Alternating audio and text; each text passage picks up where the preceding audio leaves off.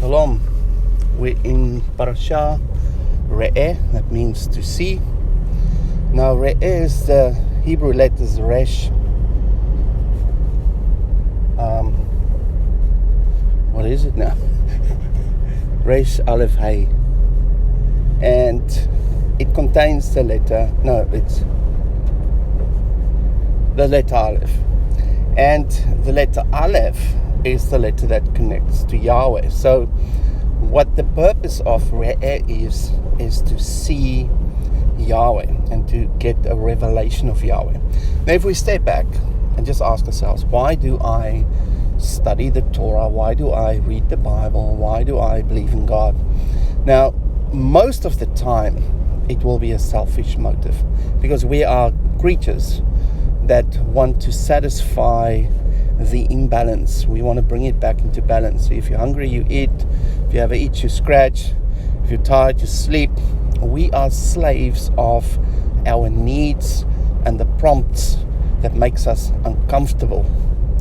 So Yahweh wants us to step out of that into a more a willingness or a choice to do something that is not satisfying something that I need, or to take care of something that makes me uncomfortable.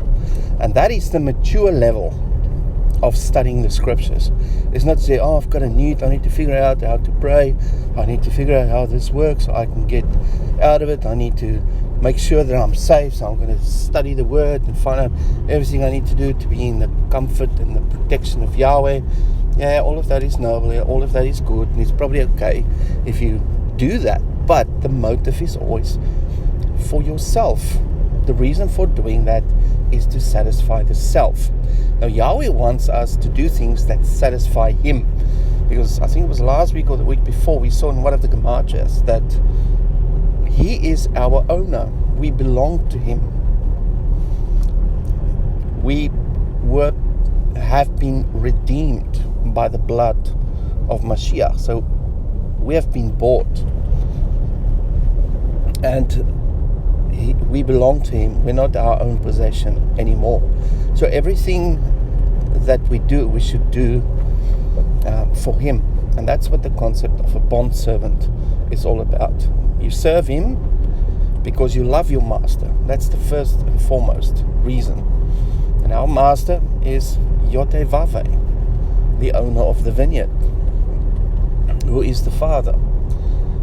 And we have to do everything in our power to do what He asks us to do, and also to find out who He is. I think that's the motive from Yahweh. He hides Himself in order so we can find Him. And to find Him is to know who He is.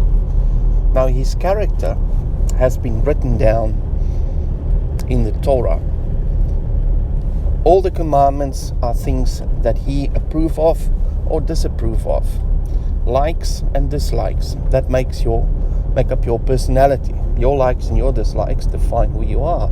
I like fish, I like this, I like red, I like blue, whatever. It defines you. You are different, and you are made in a different way. In the same way, Yahweh, the Creator, has got preferences.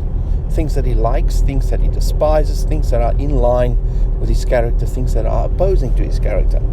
And if we study the Torah, we should learn His character. And then the next thing is, we should imitate Him and become like He is. That should be your second motive, is to conform to His ways. And that is so that you can live in the same house. So the bondservant had the privilege of living in the house of the master.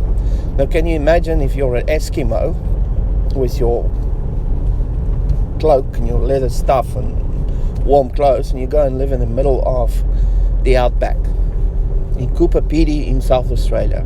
Very hot. Now you want to stick to your culture. You still want to wear the things that you wore when you were fishing through ice. It's not practical. It doesn't make sense.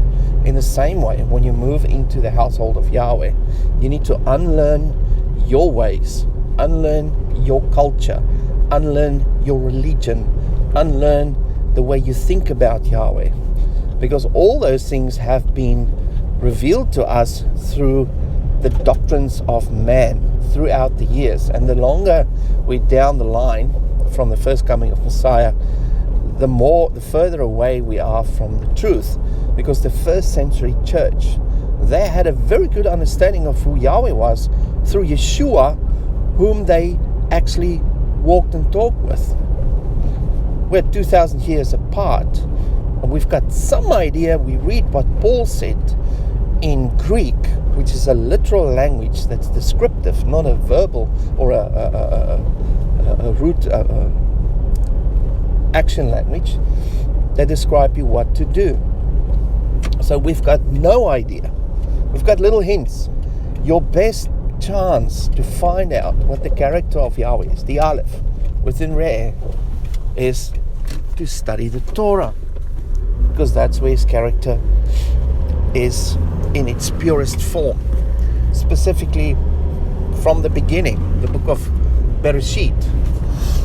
That's the book that is the closest to who Yahweh was. Right at the beginning, before we existed. That's the purest form. And I think that should be our motive when we start the cycle again with Bereshit. Let's find Yahweh in the creation. And that will reveal or re'eh who he is to us. The other thing I want to touch on this morning is what I've been working on earlier today, is the word Shechem. Now Shechem is related to Mount Ebal and Mount Gerizim, two mountains, one of blessing, one of curses,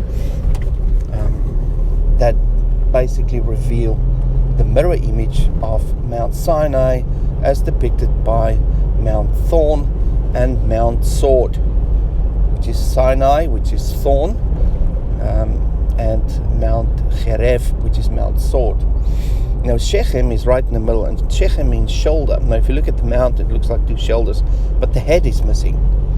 Now when the Levites, when Yahweh instructed Moses to set up 6 on this mountain, 6 on that, the Levites were right in the middle with the Ark of the Covenant.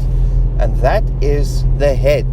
The head is the presence of Yahweh as facilitated by his priesthood, as symbolized by the Ark of the Covenant and the contents thereof, which are the 2 tablets, the rod of Aaron and the bowl of manna. So that is the head and the symbolism of who Yahweh is. And if you look at the ark, it looks like a seat with the angels. The angels didn't bow over the ark. They've got 2 wings forward, 2 wings up, 2 wings to the back that make the back of the seat, the 2 armrests of the seat, and the 2 posts showing up on the side. 6 wings each. And that made the seat in which the king is seated symbolically. And that is basically the scene of Yahweh speaking to his people, and the last generation specifically, as well as the new generation that is to come after the Great Tribulation, or the people that come out of the Great Tribulation as new believers in Mashiach, and also as a result of the winepress or the 7th millennium. And we're going to dig deep this Torah portion in looking at the winepress, a few interesting things, and just go over that and the symbolic pictures and the symbolism thereof. So I'm going to leave you with that, and I hope you have a blessed day, and I'll speak to you soon. Shalom.